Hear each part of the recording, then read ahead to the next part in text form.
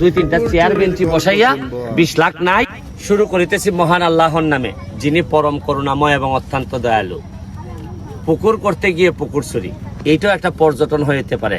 আজকে আপনাদেরকে একটা জিনিস দেখাইতে চাই। আমার নিজের এলাকায়, যে এলাকার এমপি আমি, এই এলাকায় পর্যটনের নামে এইরকম একটা সুন্দর জায়গার মধ্যে এখানে একটা পুকুর ছিল, এই পুকুরটা বানানো হয়েছে আবার, এবং এটার জন্য সরকার থেকে নিয়ে নেওয়া হয়েছে 80 লক্ষ টাকা। যেটা নিউজের মধ্যে আমি যেটা দেখলাম, নিউজের ওই সময়ের নিউজ, কালের কণ্ঠতে হয়েছিল, দেখলাম এই 1 কোটি টাকা বরাদ্দ হয়েছিল।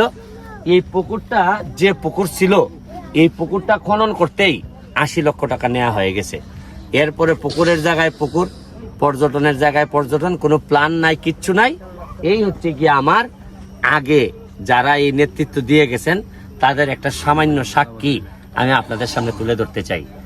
যে তারে আমি পর্যটন নগরী বানাইতে চাই, আইসা আমি দেখলাম যে পর্যটনের কি অবস্থা হয়েছে, কি কারণে এই আমার এলাকার এত বেশি মানুষ আমারে ভোট দিয়েছেন, কি কারণে মানুষ এরকম একজন রানিং মন্ত্রী রেখে তারে ভোট দেয় নাই, এটার একটা জ্বলজ্বন্ত উদাহরণ আপনাদেরকে দেখাইতে চাই।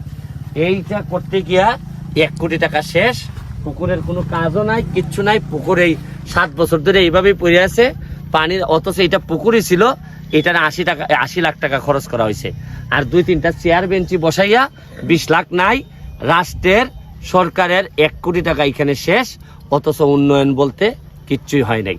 এখানে যিনি মেম্বার সাহেব, স্থানীয় মেম্বার সাহেব, আপনি কি তা শুনছেন? একটু শুনছেন? যেটা আমার বাড়িও ভাই, জন্মগত ভাই। আর ওই যে পুকুরটা যেটা কোথা হইছে, এটা আগে পুকুরের লাগান আছিল, আগেই পুকুরের মতো ছিল। ওই যে নিনা জায়গা আছিল, যেটা সামান্য একটু খনন করছে।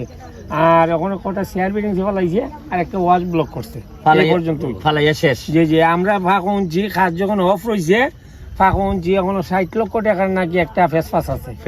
ওখানে এটা তদন্ত। আপনারা এই মানে বিষয়টা কি জানেন, আমি কারণ আমি বিচার দিতে চাই না, কিন্তু বাস্তবতাটা মানুষের সামনে চলে আসা উচিত।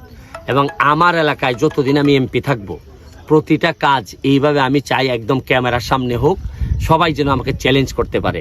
আজকে আগের আমলে যদি সাংবাদিকরা বা অন্যরা যদি চ্যালেঞ্জ করতো, তাইলে হয়তো এতটুকু গুনাহ করা সম্ভব হইতো না। এখানে কালের কণ্ঠের একজন মানে কালের একজন সাংবাদিক আছেন, আপনাকে আমি একটু শুধু জিজ্ঞেস করব যে এই যে নিউজটা কি ছিল, আমি আপনার কোনো অভিমত নিতে চাই না, নিউজটা কি হয়েছিল? যে পুকুরে কেমন পুকুর চুরি করা হয় এটা দেখেন। পুকুরের কিভাবে পুকুর চুরি করা হয় এটা দেখেন। আর ওই আপনার 80 লাখ টাকা কিভাবে একটা পুকুর খনন কাজের ব্যয় হয়, এটা প্রশাসন কেন দেখলো না? এই বিষয়টা ছিল। পরে তদন্ত কমিটি হয়েছে, আজ অব্দি কোনো রিপোর্ট আমরা পাইনি। তদন্ত রিপোর্ট কমিটি হয়েছে, কিন্তু তদন্ত কমিটির রিপোর্ট আনার জন্য আরেকটা দরকার হলে প্রয়োজনে আরেকটা দেখা যায় যে রিট করা লাগে। এই হচ্ছে গিয়ে আমার বাংলাদেশ। আশা করি যতদিন বেঁচে আছি এইগুলা আপনাদের সামনে তুলে ধরবো, এবং আমাকেও যেন মানুষ পরবর্তী প্রজন্ম চ্যালেঞ্জ করতে পারে, এই জন্য এদের ব্যবস্থাও রেখে যাব। আজকের মতো বিদায় নিচ্ছি।